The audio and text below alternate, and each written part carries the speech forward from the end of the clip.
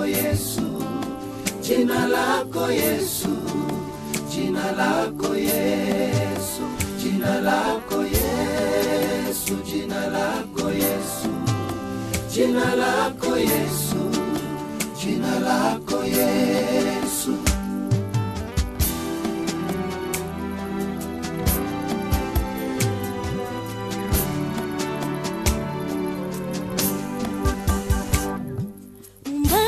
Wakati zote andiko yashuhudia kwamba kuna mwanadamu amewahi kumwona, na Muumbaji yule ndiye Yesu alijifunua duniani hapa kwa mwili.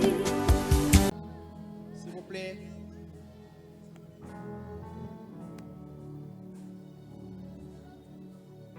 Est-ce qu'on peut encore élever le nom de Jésus? En même temps, lui dire, Seigneur, me voici dans ta présence. Dis, Seigneur, ne me passe pas outre.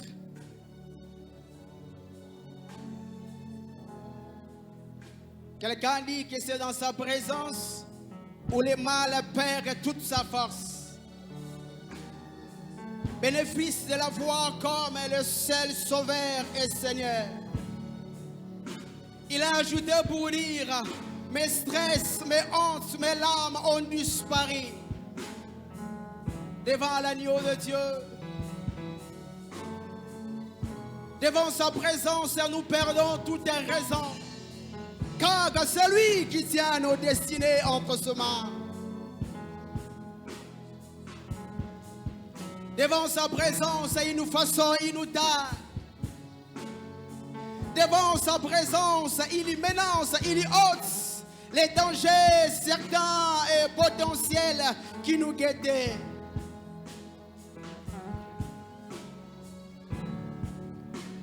Jacob a dit, si je n'use pas pour Dieu, les dieux d'Abraham, les dieux d'Isaac,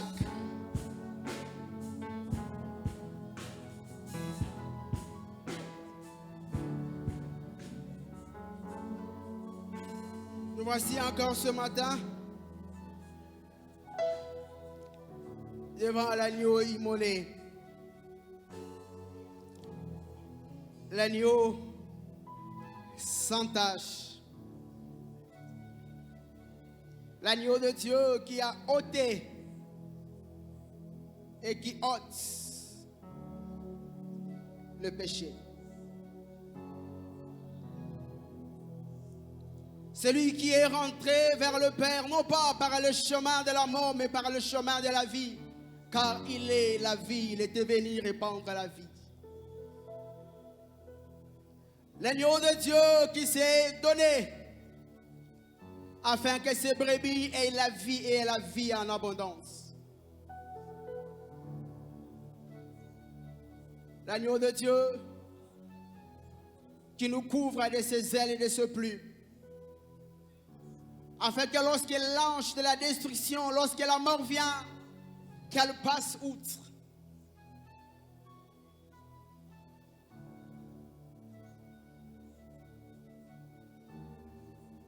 Merci pour ton amour.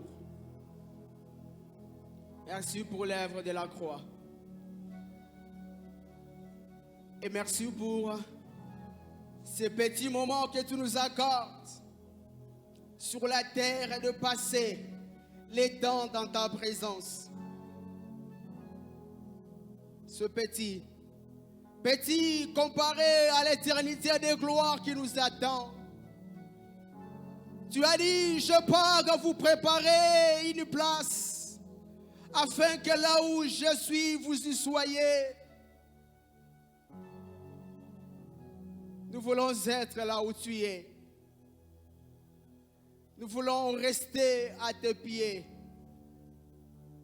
Que rien ne nous fasse quitter ta présence. Ni les choses présentes, ni les choses à venir, ni la gloire à venir.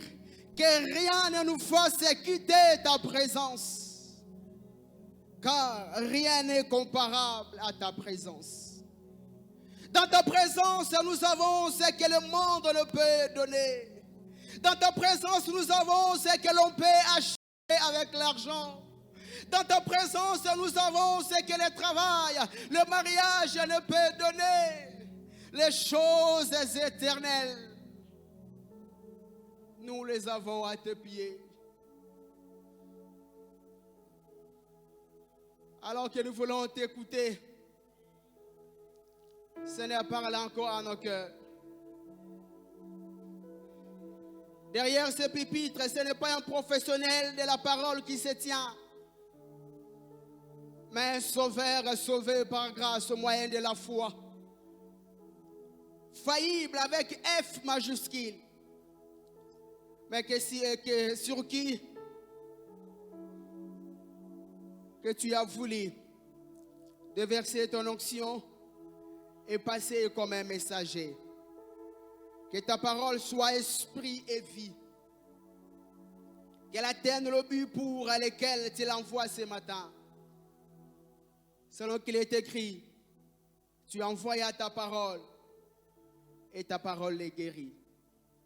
Avec action de grâce, nous avons ainsi prié et les saints disent Amen. Amen.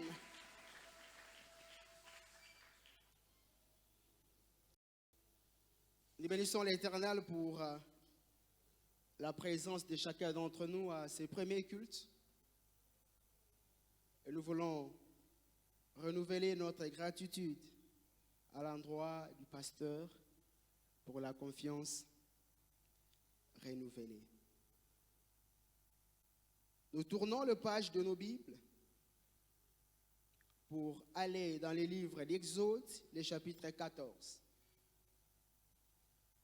Exode 14, du 1er au 18e verset. Et nous allons subsidiairement lire aussi Proverbes, le chapitre 21, les versets 31.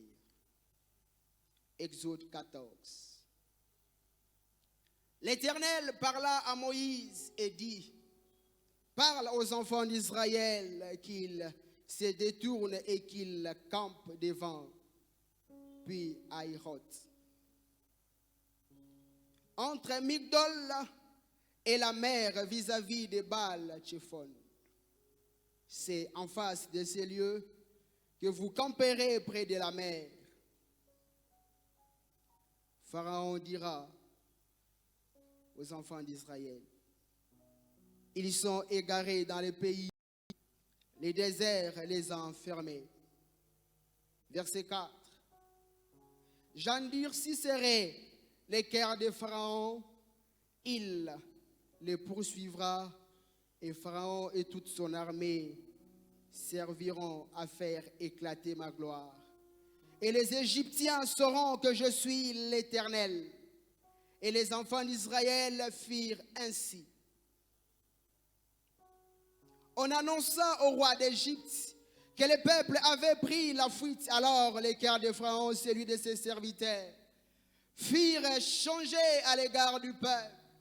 Ils dirent, si possible, soulignez cela, qu'avons-nous fait en laissant aller Israël, dont nous n'aurons plus les services? Pharaon attela son char et prit son peuple avec lui. Verset 8. L'Éternel endurcit les cœurs de Pharaon, roi d'Égypte. Pharaon le poursuivit les enfants d'Israël. Les enfants d'Israël étaient sortis la main levée, c'est-à-dire librement. Verset 10. Pharaon approchait. Les enfants d'Israël levèrent les yeux et voici, les Égyptiens étaient en marche derrière eux. Et les enfants d'Israël eurent une grande frayeur. Crièrent à l'Éternel. Ils dirent à Moïse, y a-t-il pas de sépulcre en Égypte sans qu'il fût besoin de nous mener mourir au désert? Que nous avons-tu fait en nous faisant sortir d'Égypte?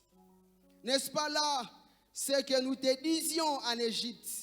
Laisse-nous servir les Égyptiens, car nous aimons mieux servir les Égyptiens que de mourir au désert. Verset 13. Moïse répondit au peuple: ne craignez rien, restez en place et regardez la délivrance que l'Éternel va vous accorder en ce jour, car les Égyptiens que vous voyez aujourd'hui, vous ne les verrez plus jamais. L'Éternel dit à Moïse: pourquoi ces cris? Parle aux enfants d'Israël et qu'ils marchent. Toi, lève ta verge, étends ta main sur la mer et fais-la. Et les enfants d'Israël entreront au milieu de la mer à sec. Verset 17. Et moi, je vais endurcir les cœurs des Égyptiens pour qu'ils entrent après eux. Et Pharaon et toute son armée, ses chars et ses cavaliers feront éclater ma gloire. Verset 18. Les Égyptiens, ça c'est Dieu qui parle. Les Égyptiens sauront que je suis l'Éternel quand Pharaon, ses chars et ses cavaliers auront fait éclater ma gloire. Proverbe 21, le chapitre 31. Le verset 31 plutôt. Les chevaux est équipé pour le jour de la bataille. Mais la délivrance appartient à l'Éternel. Parole du Seigneur. Nous venons de lire un récit qui retrace un chapitre de la sortie des enfants d'Israël. Avant cela, nous avons vu combien est-ce que toutes les péripéties qui ont émaillé leur libération, combien est-ce que le roi d'Égypte a refusé de libérer les enfants d'Israël. Et à maintes reprises, Moïse se présentant devant lui pour lui dire: laisse aller le peuple de Dieu. Le roi d'Égypte refusait. Et plus loin, nous avons vu, nous voyons dans cette histoire, le roi, plutôt Dieu, fait l'Égypte avec les 10 fléaux. Et à la fin de cela, malgré eux, le roi d'Égypte a décidé à ce que les enfants d'Israël sortent.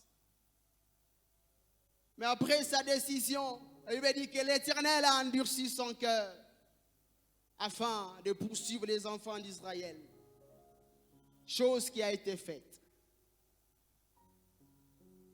Mais après cela, Dieu se manifestait comme celui qui accorde la délivrance, et il a réellement accordé la délivrance aux enfants d'Israël.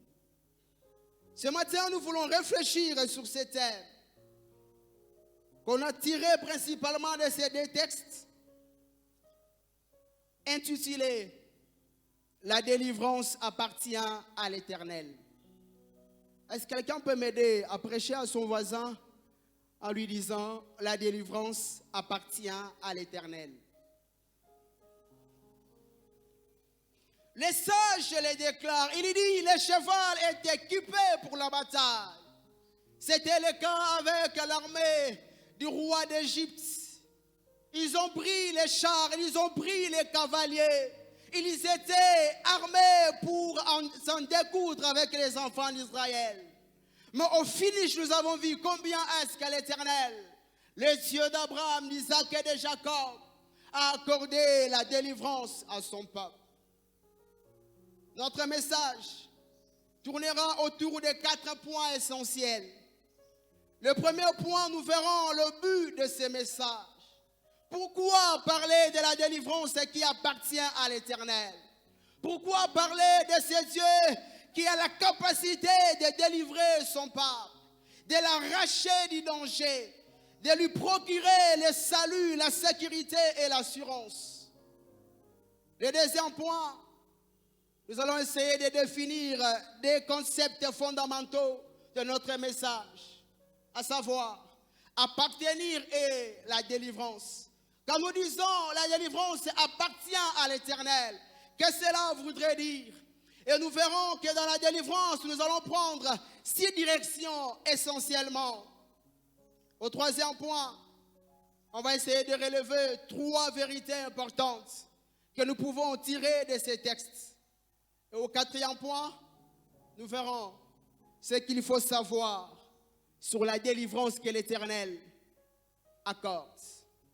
Le but de ces messages, premièrement, est celui de nous rappeler que la vie est faite et elle sera toujours faite de combats.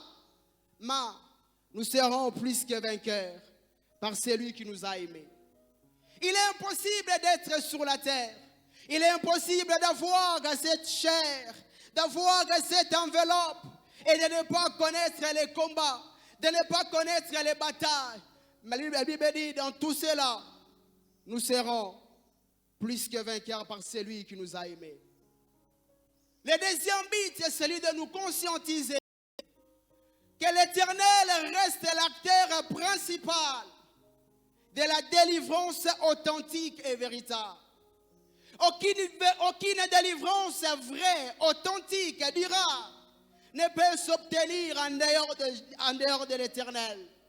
Dieu reste et restera l'acteur principal. Ainsi, quiconque veut bénéficier de la délivrance, il doit s'assurer qu'il est avec l'Éternel. Il est écrit dans la Bible, si l'Éternel ne bâtit une maison, ceux qui la bâtissent travaillent en vain.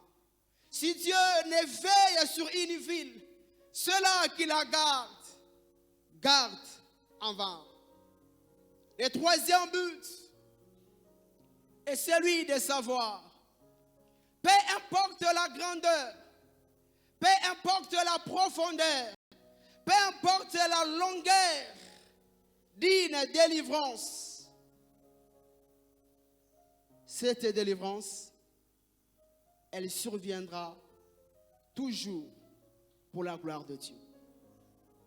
Dieu nous accordera la délivrance, non pas pour que nous puissions nous glorifier, mais Dieu accorde la délivrance toujours pour la gloire de son nom. On peut le voir au verset 17 et le verset 18. Il dit, le roi d'Égypte et son armée, ses chars et ses cavaliers feront éclater ma gloire. Les Égyptiens sauront que je suis l'Éternel des armées. Dieu ne pourra jamais se manifester afin que l'homme se glorifie. Dieu ne peut jamais déployer sa puissance afin que la gloire revienne à l'homme.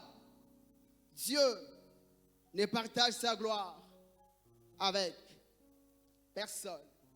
Lorsque nous lisons la Bible, nous pouvons voir à 7 reprises, on parle que je suis un Dieu jaloux. À 7 reprises dans la Bible, il ne veut pas que sa gloire soit partagée avec quelqu'un d'autre. Deuxième point, définition des concepts. Le premier concept que nous allons essayer de définir, c'est appartenir. C'est quoi donc appartenir? Ce verbe appartenir voudrait dire premièrement être propriétaire légitime de quelque chose ou de quelqu'un. Être propriétaire légitime de quelque chose ou de quelqu'un. Déjà par là, nous réalisons que la délivrance véritable, authentique et durable a pour propriétaire l'Éternel des armées. Deuxièmement, le verbe appartenir voudrait dire être géniteur de quelque chose, être la source de quelque chose, être à l'origine de quelque chose, créer quelque chose. Dieu est celui qui crée, c'est Dieu qui est à l'origine, c'est Dieu qui est la source de toute délivrance qui dure, toute délivrance qui est authentique. Y a-t-il des gens en ce lieu? qui voudraient et qui ont besoin d'une délivrance, nous devons savoir que Dieu en est le géniteur. Deuxième concept, c'est la délivrance.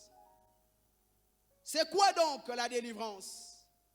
Un terme qui est très bien employé dans le milieu chrétien du Congo. Je veux la délivrance. Je cherche la délivrance.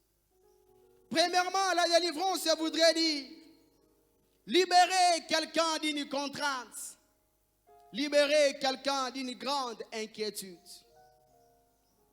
C'était le cas avec les enfants d'Israël. Jour après jour, ils avaient un fardeau.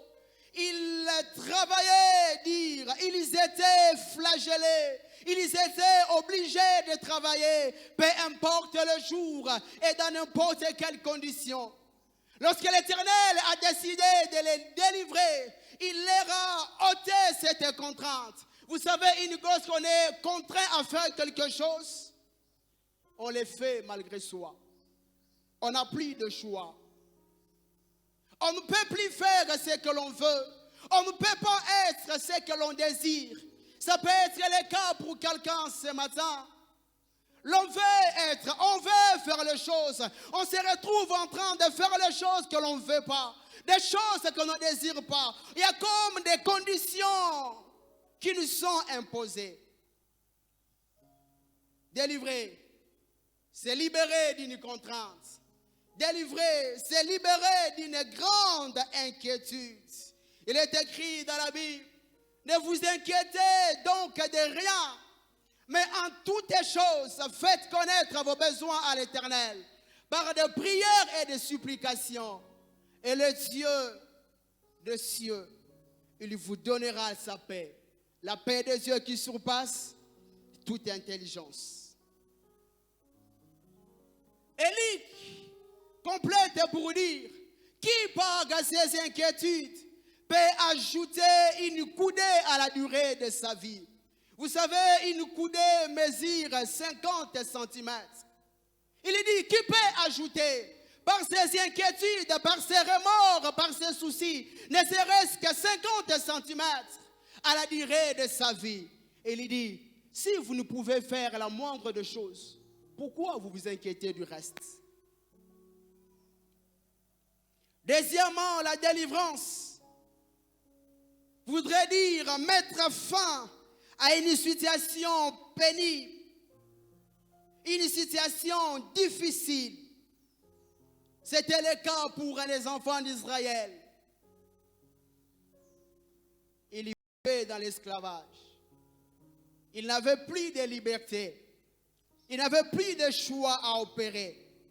Mais ce que j'aime avec notre Dieu, non seulement lorsqu'il décide de le faire, il nous délivre, mais aussi il nous fait oublier les souffrances passées. Il est écrit dans la Bible, ne crains rien, ne t'épouvante pas, mais tu oublieras la honte de ta jeunesse. Je peux imaginer bien que c'était une nouvelle génération. Lorsque les enfants d'Israël arrivèrent à la terre promise, à la terre où coule le lait et le miel, ils ont oublié les souffrances passées. Non seulement qu'il va délivrer, mais il nous fera oublier les souffrances passées. Troisième direction de la délivrance. Délivrer voudrait dire apporter un soulagement. Apporter le soulagement. Soulager quelqu'un, c'est l'aider à se débarrasser d'un fardeau. C'est l'aider à se débarrasser d'une douleur. On peut le voir dans le récit de la femme atteinte de perte de sang. Marc le chapitre 5, le verset 26. Parlant de la femme, il est dit qu'elle avait beaucoup souffert entre les mains de plusieurs médecins. Elle avait dépensé tout ce qu'elle avait, tout ce qu'elle possédait. Elle n'avait éprouvé aucun soulagement.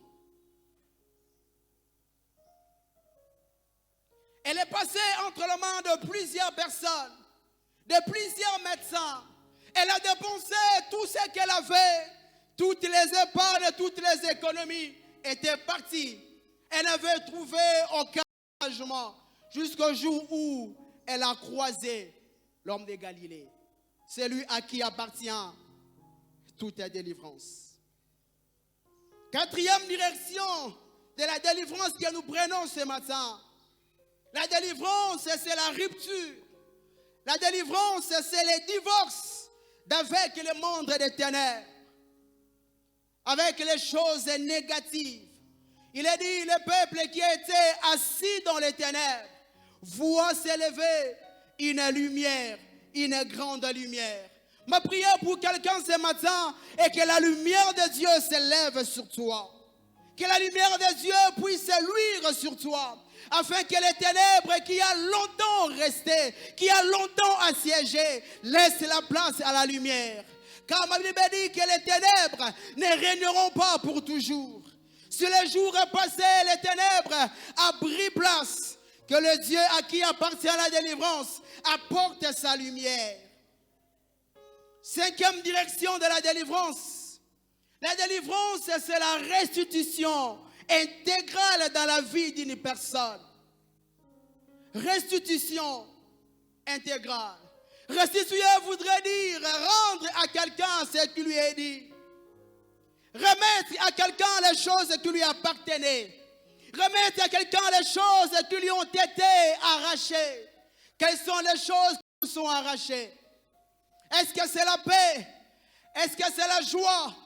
Est-ce que c'est l'harmonie? Est-ce que c'est le travail? Est-ce que c'est la santé? Le Dieu que nous invoquons en ce lieu est celui qui ressuscite toutes les choses. Dans Abdias, le verset 17, il est dit, mais le salut sera sur la montagne de Sion. Elle sera sainte. Et la maison de Jacob reprendra ses possessions. C'est cela la bonne nouvelle. Nous allons reprendre nos possessions. Qu'est-ce que nous avons perdu? Le Dieu est capable de nous les rendre. Et même lorsque les enfants d'Israël étaient en train de sortir de l'Égypte, le roi égyptien a dit, vous rentrerez, vous partirez, mais vous irez le main vide. Moïse a dit, non, nous irons avec nos troupeaux. Et même l'oncle ne restera pas ici. L'Éternel leur a restitué le fruit de leur travail. Ma prière pour quelqu'un, que Dieu vous fasse restituer le fruit de vos sacrifices. La sixième et dernière direction de la délivrance que nous prenons ce matin. La délivrance, en grec, voudrait dire soteria. Et soteria a un sens triadique, si vous voulez, à trois sens. La délivrance voudrait dire premièrement le salut. Le salut que nous avons en Jésus. Dieu qui nous a accordé le salut. Il nous a accordé des ténèbres et nous avons désormais la vie éternelle en nous. Le deuxième sens de soteria, c'est l'assurance. L'assurance, c'est la certitude. L'assurance, c'est la confiance. L'assurance, c'est, comme je l'ai dit, la certitude que nous avons. La différence en réalité entre l'assurance de Dieu et l'assurance des hommes, c'est que l'assurance qu'on peut avoir auprès d'une compagnie d'assurance, ça n'empêche pas que les dégâts puissent arriver. L'assurance des hommes vient pour réparer les dégâts. Mais l'assurance de Dieu est une prévention contre les risques et les dangers.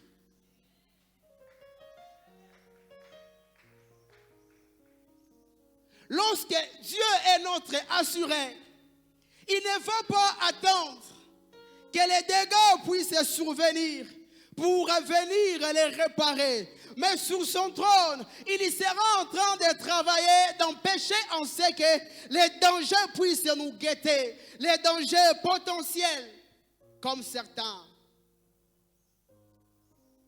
Et le troisième sens de soteria, soteria voudrait dire la sécurité. Salomon a dit, le nom de l'Éternel est une tour forte. Le juste s'y réfugie et se trouve en sécurité. Dieu est celui qui nous sécurise. Troisième point. Quelles sont les vérités que nous pouvons tirer de ces passages, de ces récits?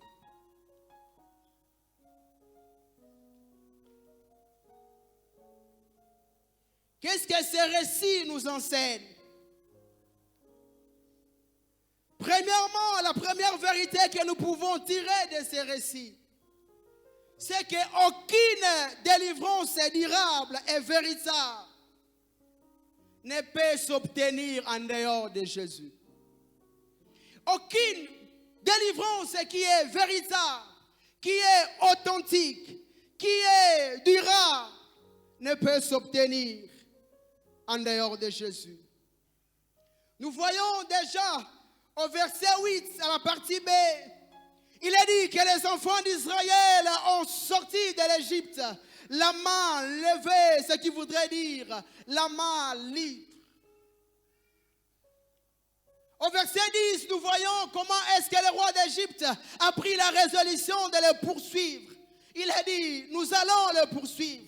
Et lorsque les enfants d'Israël ont regardé, il est dit, ils ont vu l'armée égyptienne avancer.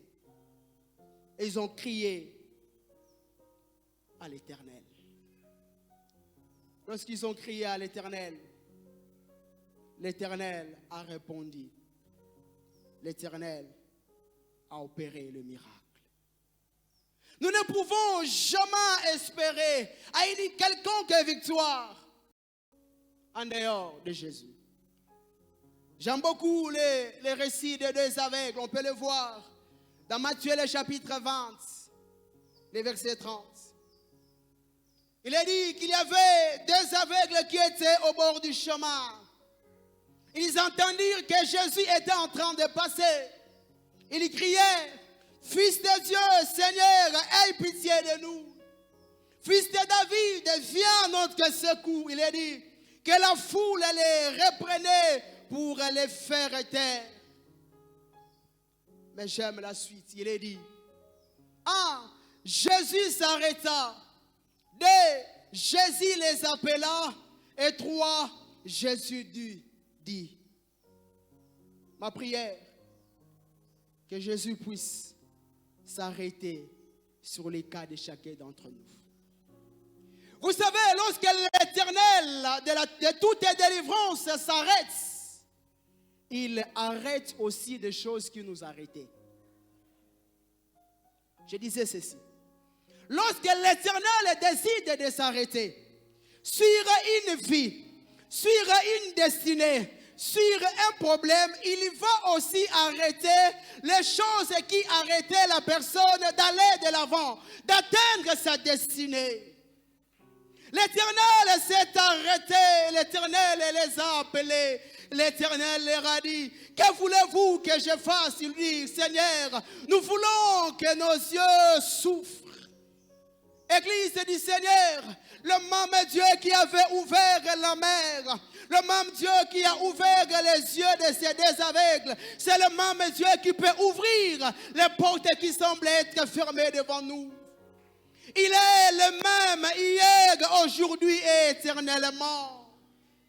Il ne passera pas outre. Rappelez-vous de l'histoire de cet homme qui a été brossé, tabassé. Il a été frappé à demi-mort. Il est dit, lorsque le sacrificateur est venu, il a passé outre. Lorsque le Lévite est venu, le Lévite a passé outre. Mais lorsque celui qu'on appelle le bon Samaritain est venu, il a dit que le Samaritain s'arrêta. Le Samaritain, lorsqu'il l'a vu, il s'arrêta. Bien-aimés dans le Seigneur, nous avons une certitude que l'Éternel du haut de son trône, il nous voit. Il voit les choses qui nous font pleurer. Il voit les dangers qui nous guettent. Il voit tout ce qui nous environne. Et l'Éternel a décidé de s'arrêter. Dieu a pris soin de lui. Dieu, il avait bandé de ses plaies. Deuxième vérité. La délivrance que Dieu accorde n'est ni liée, ni conditionnée aux hommes qu'il utilise ou aux moyens qu'il emploie.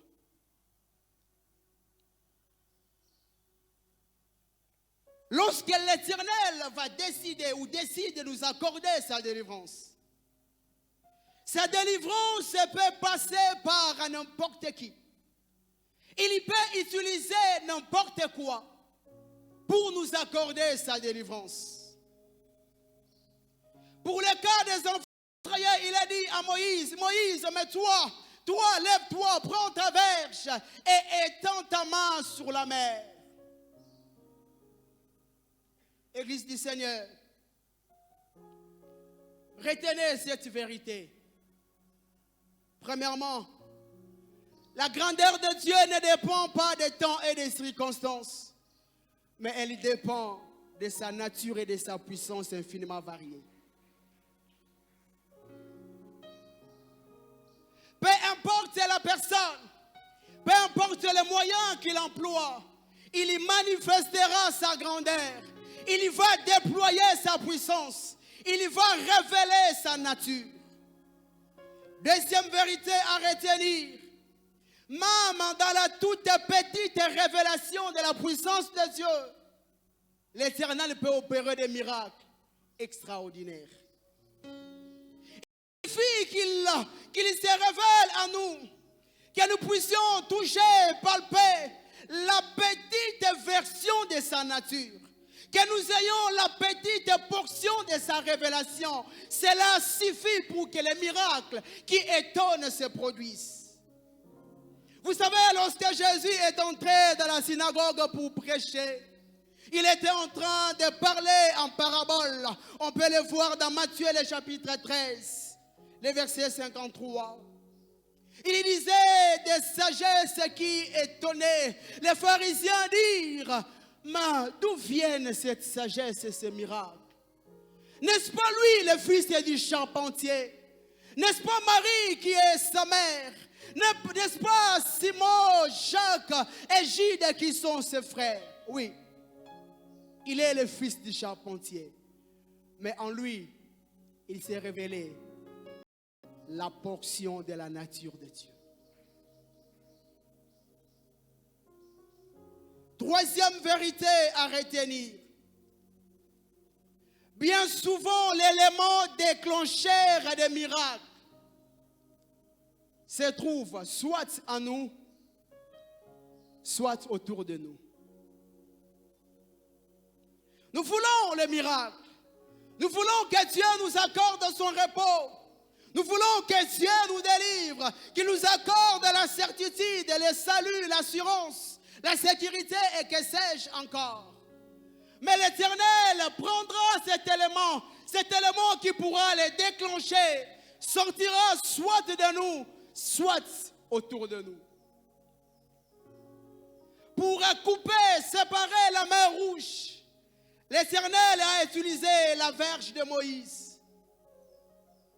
Pour nourrir 5000 personnes, sans compter les enfants et les femmes, l'Éternel a utilisé les 5 pains et les 2 poissons qui étaient là avec un enfant. Pour que l'Éternel opère la pêche miraculeuse, il a utilisé la barque de Pierre. L'élément déclencheur de miracle, c'est soit à nous, soit autour de nous. Qu'il plaise à Dieu de nous ouvrir les yeux de l'esprit, la sensibilité afin que nous puissions trouver et détecter cet élément qui va déclencher les miracles. Troisième vérité à retenir. La délivrance vient de l'Éternel. J'aime beaucoup Psaume, le chapitre 121. Si on peut les lire. Le psalmiste dit ceci. J'élève mes yeux vers les montagnes, d'où me viendra le secours.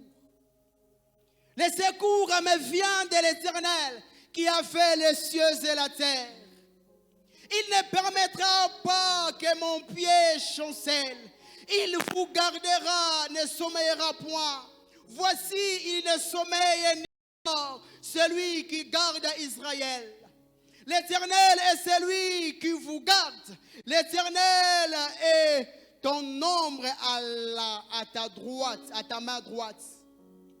Pendant le jour, le soleil ne te frappera point, et la lune pendant la nuit.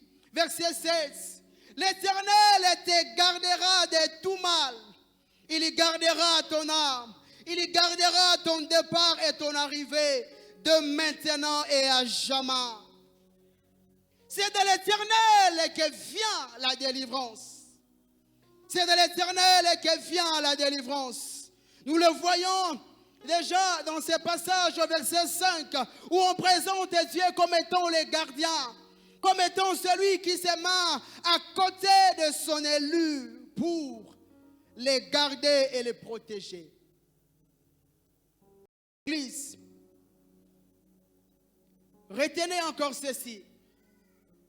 De toutes les fois que nous avions été victorieux, où le monde nous a acclamés, c'était grâce à Dieu. Voilà pourquoi lorsque le monde acclame, lorsque le monde chante pour nous, nous devons reconnaître et savoir que c'est Dieu qui a été et qui est la source de cela. Deuxième vérité à retenir dans ce point. Dans la vie, il y aura de bons et de mauvais moments. Mais Dieu sera toujours avec nous. Dans la vie, il y aura les hauts et les bas. Dans la vie, il y aura des moments où nous avons l'impression que l'eau a commencé à entrer dans la barque. Mais la bonne nouvelle, que l'Éternel est avec nous dans la barque. Parce que lui est là dans la barque, à un moment il va s'élever. Et lorsqu'il s'élève, il parlera. Et lorsqu'il parle, la chose obéit, car il est au-dessus des natures et des lois des hommes. Il est le Dieu de toutes les délivrances. Troisième vérité à retenir dans ce point. Aucune personne, aucune chose ne peut empêcher la réalisation des ordonnances de Dieu. Cette personne-là n'est pas encore née, elle ne va jamais naître. C'est que l'Éternel a arrêté. C'est que le conseil de Dieu a décidé, cela arrivera certainement. Il a dit, lorsque l'Éternel dit, la chose arrive. Je voudrais dire à quelqu'un, la chose que l'Éternel vous a révélée est en route. Elle est en route, elle a déjà quitté l'arrêt. Vous pouvez commencer déjà à l'attendre avec la foi, avec les chants d'allégresse, avec la louange et l'adoration. Vous savez, en réalité, la véritable louange, la véritable adoration, la véritable foi consiste à bénir Dieu alors qu'on n'a pas encore vu la multiplication de pain. Il a dit, lorsque l'Éternel a pris les pains et les poissons, il y rendit grâce à Dieu. Il n'y avait pas encore la multiplication. Les gens étaient encore enflammés, mais Jésus a rendu grâce à Dieu car il savait que Dieu l'exauce toujours, qu'il n'est pas un homme pour mentir, encore moins fils de l'homme pour se repentir. Il est écrit dans ma Bible de toutes les bonnes paroles que l'Éternel a dites sur Israël. Aucune d'elles n'est restée stérile, mais toutes s'accomplirent au temps fixé par Dieu.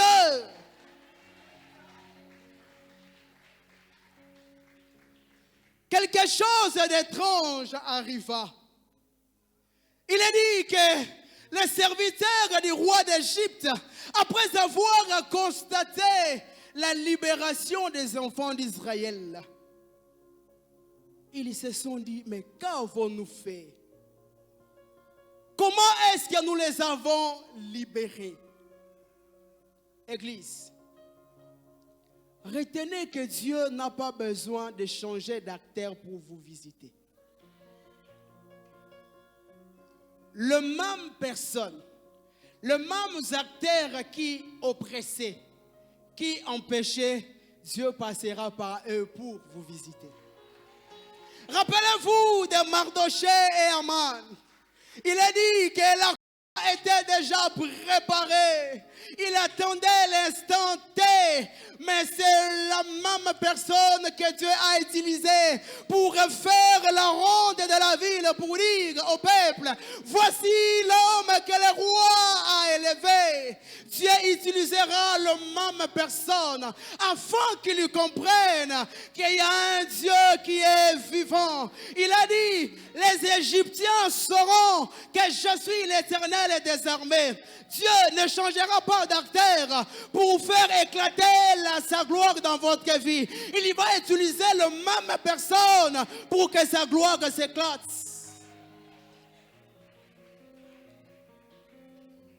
Deuxième vérité. Nos ennemis seront surpris de la surprise que Dieu nous a accordée au travers d'eux. Il a dit qu'ils se sont étonnés pour dire, mais comment est-ce que nous les avons libérés? Je vais dire à quelqu'un, la surprise vient. Et la surprise de Dieu ne passera pas par les hommes de Dieu, elle passera par vos ennemis. L'Éternel va nous surprendre. L'Éternel va nous surprendre au travers de ceux-là qui nous empêchaient, de ceux-là qui dominaient sur nous. Sika ete nzambe acha moto moko diki diki.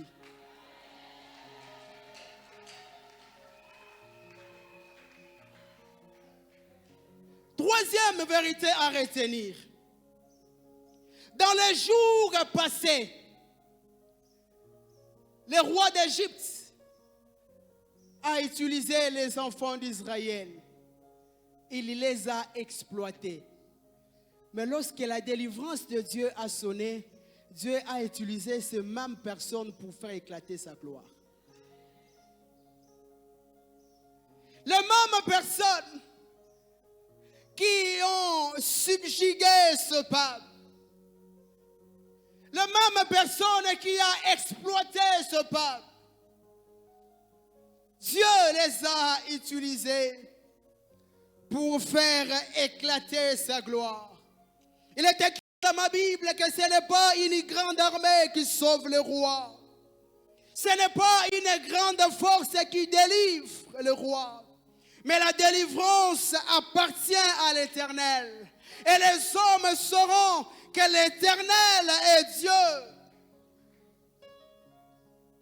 Quatrième point, et je vais chuter par là. Qu'est-ce qu'il faut savoir sur la délivrance de Dieu? Premièrement, Dieu conserve et entretient la délivrance dont il est l'auteur. Dieu entretient, Dieu conserve la victoire dont il est l'auteur. Voilà pourquoi je voudrais dire à quelqu'un ce matin, banga soko mokete. Nkolo apese ki eloko wana ye pas ali mobateli nango. Il ne se limite pas tout simplement à donner, mais il va veiller, il va sécuriser, il va protéger, il va garder sa délivrance. Il a dit que vous êtes la prunelle de mes yeux. Celui qui vous touche, touche l'Éternel. Nous avons du prix à ses yeux. Deuxième chose à retenir. La délivrance qui vient de Dieu.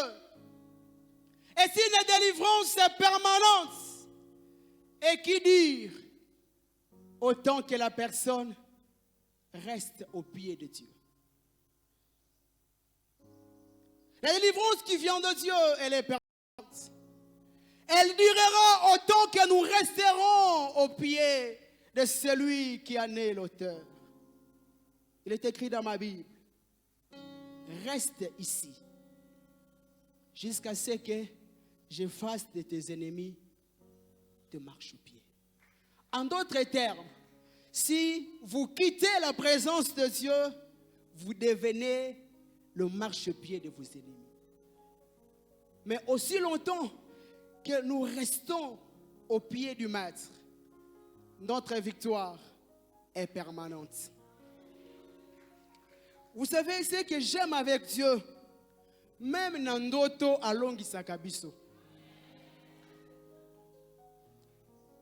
Ce que j'aime encore avec Dieu, même les combats qui nous sont inconscients, Dieu nous rend toujours victorieux. Tu te réveilles et tu te rends compte que victorieux, on te dit que olongi, mais nabuna ki tango nini? Non, ozali, molongi alibela.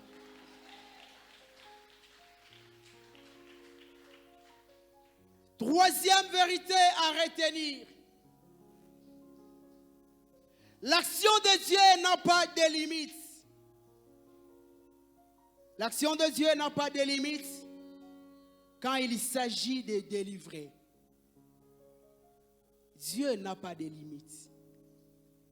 Dans ce récit, Exode le chapitre 14, du 24e jusqu'au 30e verset, nous voyons comment est-ce que l'Éternel a mis en désordre les Égyptiens. Alors que le roi d'Égypte, ses cavaliers et ses chars ont pourchassé les enfants d'Israël, il est dit qu'aucun d'eux n'a été sauvé.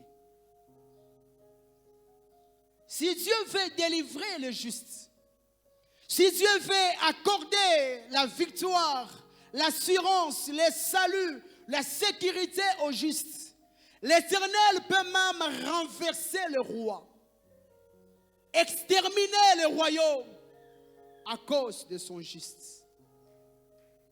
Est-ce qu'on peut rendre compte combien est-ce que nous sommes précieux aux yeux de Dieu? Quatrième vérité pour chuter. Église de Dieu, la délivrance de Dieu, au début, lorsqu'elle est déclenchée, elle peut sembler moins attrayante. Mais avec le temps, elle devient plus éclatante. La délivrance de Dieu est comparable au feu qui est allumé. Lorsqu'on est dans le champ, on allume le feu. Le feu ne commence pas directement par embraser. Le feu est allumé sur un petit point. Mais plus le temps passe, plus l'ampleur du feu est beaucoup plus grande. La délivrance que Dieu nous a accordée, la délivrance que Dieu a accordée, donnez-la seulement le temps. Avec le temps, elle sera beaucoup plus éclatante et le monde saura que votre Dieu est un Dieu juste. Et que l'Éternel bénisse sa parole. Si c'est pour les seigneurs, est-ce qu'on peut s'élever en acclamant fortement pour le Dieu de toutes les délivrances. Le Dieu de toutes les délivrances. Le Dieu qui nous délivre. Le Dieu qui nous accorde sa victoire. Le Dieu qui n'a point de limites. Le Dieu qui a dit que vous êtes précieux à mes yeux. Vous êtes la prunelle des yeux de l'Éternel. Le Dieu qui veille sur nous. Le Dieu qui combat pour nous. Le Dieu qui renverse les pharaons. Le Dieu qui nous fait toujours triompher en Jésus. Il est celui qui a dit, le mal atteint souvent les justes, mais l'Éternel en délivre toujours. L'Éternel en délivre toujours. Le Dieu qui surprend nos ennemis. Le Dieu qui nous visite même au travers de ceux-là qui nous combattaient. À toi la louange. À toi l'adoration. Est-ce que quelqu'un peut élever sa voix et parler à Dieu? Regarde la parole qu'il vient d'écouter.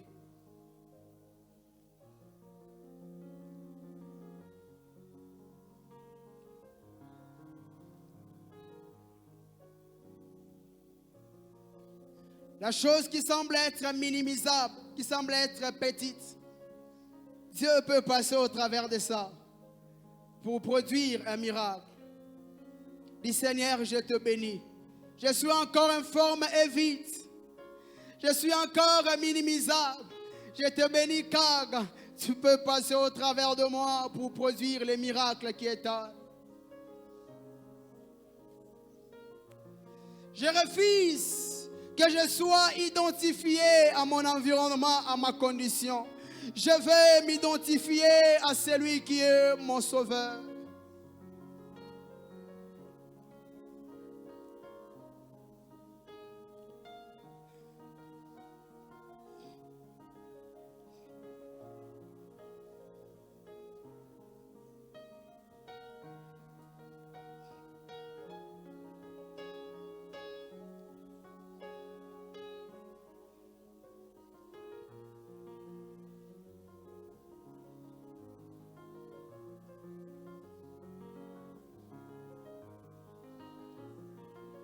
Le psalmiste a dit, je lève mes yeux vers les montagnes. Il se demanda, il dit, d'où me viendra le secours? Il a dit, le secours me vient de l'Éternel. Le secours me vient de l'Éternel qui a créé les cieux et la terre. Il a dit, l'Éternel te gardera de tout mal. L'Éternel gardera ton âme. Dis, Seigneur, garde-moi de tout mal. Garde mon âme, garde ma vie. Garde ma famille, garde mes projets. Garde mes enfants, garde mes parents. Garde les choses qui m'appartiennent.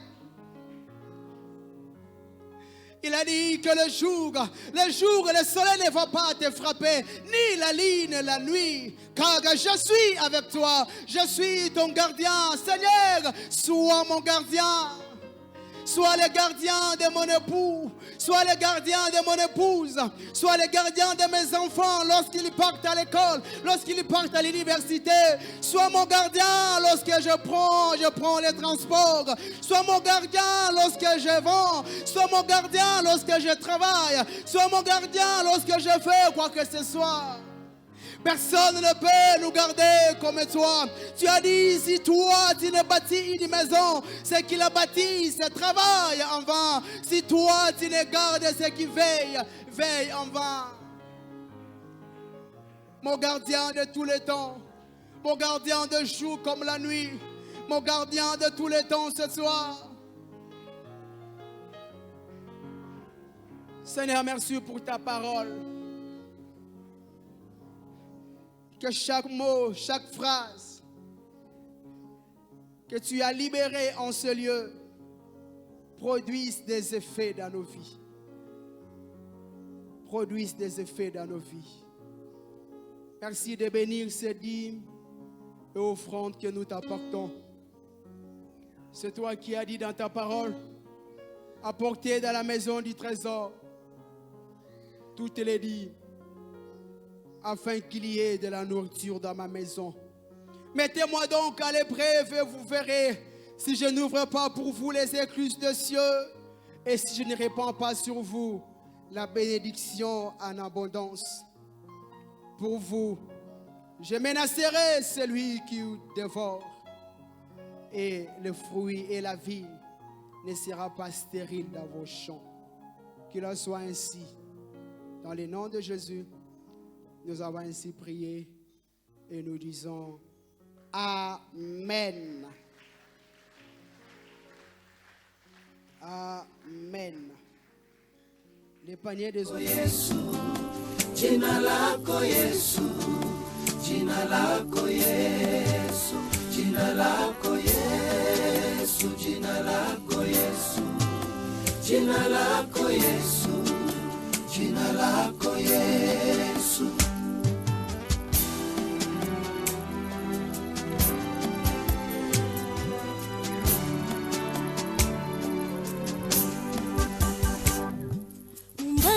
Wakati zote andiko yashuhudia kwamba kuna mwanadamu amewahi kumwona, na Muumbaji yule ndiye Yesu alijifunua duniani hapa kwa mwili. Jina lako Yesu, jina lako Yesu, jina lako Yesu, jina lako